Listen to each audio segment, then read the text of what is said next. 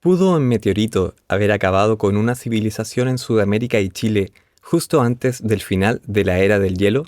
Hace solo unos miles de años, un evento así pudo provocar la extinción de la megafauna y un cataclismo cuya memoria aún vive en los mitos más antiguos. ¿Qué pasaría si hoy ocurriera algo así? Y si existió esta gran cultura, entonces, pueblos como los Chinchorro, los Mapuches y los Selknam pudieron heredar sus técnicas y conocimientos de ellos?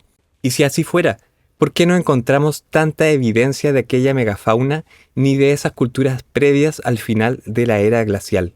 No te vayas, porque te voy a contar qué pudo haber pasado con esta civilización perdida. Cuando uno piensa en cometas o meteoritos, lo primero que se le viene a la mente es el impacto que acabó con los dinosaurios hace más de 60 millones de años. Lo sentimos lejano, como si fuera algo que ya no pudiera ocurrir. Sin embargo, aunque la probabilidad de un impacto catastrófico es baja, estos eventos son mucho más frecuentes de lo que creemos. Un meteorito cae a la Tierra cada 3 días. En distintos periodos, la órbita de la Tierra se aproxima a regiones del espacio donde habitan enjambres de asteroides y meteoritos. También existen otros cuerpos que viajaron desde hace millones de años, desde el otro lado del universo. Y aunque a veces rozamos las colas de estos cometas, estos también a veces impactan con la Tierra. Son verdaderos objetos interestelares que trajeron los ingredientes para la vida misma. Hay evidencia que incluso las primeras moléculas de agua venían en estos visitantes extraterrestres. Se conocen apenas alrededor de 200 cráteres en el mundo. ¿No deberíamos acaso encontrar más de ellos? La respuesta no es tan simple. Nuestro planeta ha cambiado drásticamente su forma y geografía. Ha estado cubierto de hielo en distintas eras y el 70% de su superficie está bajo el agua. Si queremos ver un registro más claro, basta con mirar a la Luna. Miles de cráteres que ha atrapado nuestro satélite, ya que carece de una atmósfera que la proteja. Imaginen si no tuviéramos esa defensa. Es así que por varias décadas se ha tratado de explicar la extinción de la megafauna y el fin de la glaciación con un cometa, pero ningún cráter se ha logrado relacionar con ese periodo. La mayoría de los meteoritos se desintegran en la atmósfera que actúa como un escudo. Pero en el desierto de Atacama tenemos un ejemplo de lo que sucede cuando uno de estos objetos es lo suficientemente grande. El cráter de Monturaqui, con casi 400 metros de diámetro y más de 500.000 años de antigüedad, es solo el preludio de una historia más grande. La verdadera aniquilación del fin de la era glacial también vino del cielo, pero sin dejar cráteres. La explicación está en un fenómeno que deja un rastro de destrucción casi invisible. Hace unos 12.800 años, la Tierra estaba saliendo de la última edad de hielo. Las temperaturas estaban subiendo, presumiblemente debido a un aumento en la actividad solar. Se estaban derritiendo enormes capas de hielo, pero entonces de repente todo se revirtió. Un cometa en trayectoria directa a la Tierra se desintegró y bombardeó el planeta. La evidencia se encuentra en una delgada capa de roca encontrada en diferentes continentes. La capa de polvo y ceniza que se produjo durante el periodo llamado Dryas reciente se conoce como Black Mat o la alfombra negra y contiene evidencia que los científicos llamaron indicadores de impacto. Iridio, cuarzos derretidos, nanodiamantes, fibras microscópicas de roca fundida se han encontrado en más de 40 sitios. Y todas las concentraciones de indicadores de impacto datan de hace exactamente 12.800 años. Todo indica a una serie de objetos que impactaron la capa de hielo de América, provocando inundaciones masivas. Partes de continentes se hundieron bajo el mar, los impactos provocaron incendios forestales a niveles mundiales y luego una helada, y la congelación duró cientos de años. La devastación fue total. Mamuts, mastodontes, tigres, dientes de sable, caballos americanos y perezosos gigantes, todos desaparecieron. El 75% de la megafauna de América se extinguió y 2/3 de la población humana desaparecieron. La primera cultura que se extendía en América desapareció del registro arqueológico. No se trataba de un desastre natural, Y esto no fue un cambio climático. No se trataba de una cacería excesiva. Esto fue el reinicio de una civilización. Pero lo asombroso es la evidencia de la relación de la cultura Clovis y el Younger Dryas. La cultura Clovis, que existió entre 13.000 y 12.700 años atrás, y su declive coincide con la extinción de la megafauna y el Younger Dryas, es decir, hace 12.800 años, el 10.800 a.C., se detiene toda huella de esta cultura, como si hubiera desaparecido. Pero también existen herramientas líticas en la Patagonia, en la cueva de Fell, que se han relacionado con esta misma cultura, las llamadas colas de pescado, que presentan una técnica similar y dataciones de hasta 13.000 años. Sabemos que Monteverde, cerca de Puerto Montt, presenta contundente evidencia de presencia humana 14.000 años atrás, ahora aceptada a nivel mundial. Culturas asentadas en ese lugar por milenios. ¿Es el cometa Clovis el causante de la desaparición de estos pueblos y de ocultar la evidencia que nos permita saber más de ellos? Y de sus ancestros, que posiblemente hayan habitado América desde hace decenas de miles de años, o incluso posiblemente cientos de miles de años. Pero volviendo al gran misterio, si este cometa fue el causante de un apocalipsis ancestral que acabó con la megafauna y de quién sabe cuántos pueblos y culturas unidos por técnicas y saberes, algo que podemos explicar gracias a la expansión de la papa, justamente desde la Patagonia chilena hacia el norte. Pero entonces, ¿dónde está este cráter? ¿Y por qué no se ha podido encontrar uno relacionado a este cometa? Y bueno, debemos considerar que hay una buena probabilidad de que haya caído en el mar. Y entonces, ¿qué ocasionó la extinción masiva en el continente? La respuesta está en los airbursts o explosiones aéreas, que generan una devastación masiva sin dejar un agujero en la Tierra.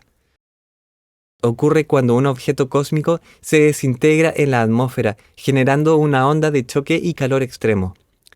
Chile tiene evidencia clara de esto. En el desierto de Atacama, un airburst hace unos 7,8 millones de años fundió arena y dejó un vasto manto de vidrio desparramado por el desierto. En el llamado Streamfield Miosónico de Atacama se descubrió un extenso campo de dispersión de vidrios de impacto de unos 650 kilómetros cuadrados. En la edad del Mioceno, hace aproximadamente 8 millones de años, los fragmentos llamados atacamitas contienen un 5% de hierro, procedente de un meteoro metálico. Pero también, más recientemente, vidrios pleistocénicos se han hallado entre Pica y Huatacondo, hace aproximadamente 12.800 años. Otro airburst provocó la formación de vidrios oscuros en la región de Pica, un evento que ha sido relacionado con el cometa Clovis y la hipótesis del impacto del Younger Dryas. Y aún más impresionante, mucho más al sur, en Osorno, se ha encontrado evidencia de un impacto similar, posiblemente simultáneo al evento de Pica. Estos airbursts son la clave para entender cómo un cataclismo cósmico puede ocurrir sin un cráter visible. Estos eventos coinciden con la desaparición de la cultura Clovis y la extinción de la megafauna en América del Norte. Todo me hace pensar que esta cultura estaba relacionado con los pueblos que ya existían en el sur de América. Los autores de las investigaciones concluyen que un evento de impacto cósmico alrededor de 12.800 años provocó incendios masivos y cambios climáticos abruptos en el hemisferio sur. Es muy posible que esta devastación fuera tan inmensa que la evidencia arqueológica fue literalmente calcinada, enterrada o desintegrada. Es en este punto donde la ciencia y los mitos ancestrales se vuelven a entrelazar. Y es que es en los mitos donde encontramos la memoria ancestral de estos eventos. Las leyendas andinas sobre los dos soles y la lluvia de fuego podrían ser la representación simbólica de los airbursts, donde el cometa Clovis pudo haberse visto como un segundo sol al acercarse al planeta Tierra, y la lluvia de fuego como los fragmentos que se desprendían de este. El mito de los Purun-Runa habla de un mundo arrasado por una lluvia de fuego enviada por los dioses. Primero, enviaron un diluvio para que los gentiles murieran en la inundación. Sin embargo, los gentiles se salvaron, corrieron hacia los cerros y no murieron con ese diluvio. Entonces, los dioses vinieron con otro castigo, hicieron llover fuego e hicieron salir 2 soles. Enterándose de las intenciones del dios, los gentiles empezaron a construir unos huecos y a cubrirse en las cuevas para salvarse. Como la lluvia de fuego no cesaba, todos murieron de hambre y se secaron. De manera similar, el mito de Tren Tren y Kai Kai también puede estar relacionado con este evento. La serpiente Kai Kai inunda la tierra, mientras que Tren Tren la eleva. La tradición oral podría ser el archivo de sucesos cósmicos que la ciencia recién empieza a decodificar. El mito dice que a causa del desagradecimiento que tuvieron los hombres, Kai Kai se enfureció y usó su cola en forma de pescado para golpear el agua. Con ello inició un gran cataclismo, que empezó a inundar y crear un diluvio en todo el territorio, ya que tenía el deseo de incorporar toda la vida terrestre a sus dominios. Kai Kai ordenó a las aguas que inundaran los valles y los cerros y que llevasen a todos los habitantes al fondo del mar. Tren Tren, al ver que los habitantes y animales de la tierra estaban desesperados, decidió ayudar a los seres humanos y los ayudó a escapar subiéndolos en su lomo y llevándolos a los cerros. Como el mar seguía subiendo de nivel, Tren Tren tuvo que ordenarle a los cerros para que aumentaran la altura para contrarrestar el poder de Kai Kai. Enojada, Kai Kai empezó a luchar contra Tren Tren, hasta que ambas serpientes se cansaron, con lo cual Tren Tren venció parcialmente al no haberse inundado toda la tierra. Sin embargo, las aguas no volvieron totalmente a su nivel antiguo, con lo que Chile obtuvo su actual geografía. Para poder entender la magnitud de la destrucción que acabó con esta civilización, hagámonos la siguiente pregunta. ¿Qué pasaría si un airburst de esa escala ocurriera hoy, aquí en Chile? El destello volvió al cielo blanco, y todo dentro de 100 kilómetros a la redonda se encendió simultáneamente. El pulso térmico superó la velocidad del sonido. La gente vio cómo se iluminaba el cielo, y no parecía fuego, parecía un segundo sol. Entonces el horizonte desapareció. Un airburst con las características que mencionábamos sería un evento de extinción regional. La energía liberada sería de gigatones. En la zona norte de Chile, la aniquilación sería total, donde el calor de 1600 grados vitrificaría la Tierra y se extendería en un radio de 100 a 150 kilómetros. Ciudades como Iquique y Antofagasta se verían completamente devastadas por la onda de choque. En el sur ocurriría un escenario similar. Osorno se borraría del mapa.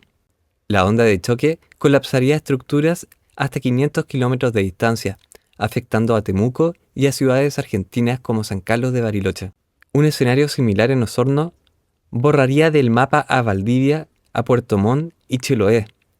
La devastación de un solo evento habría sido suficiente para borrar cualquier cultura, pero 2 eventos simultáneos sería un apocalipsis, y es que no sabemos cuántos más airbursts habrá por descubrir.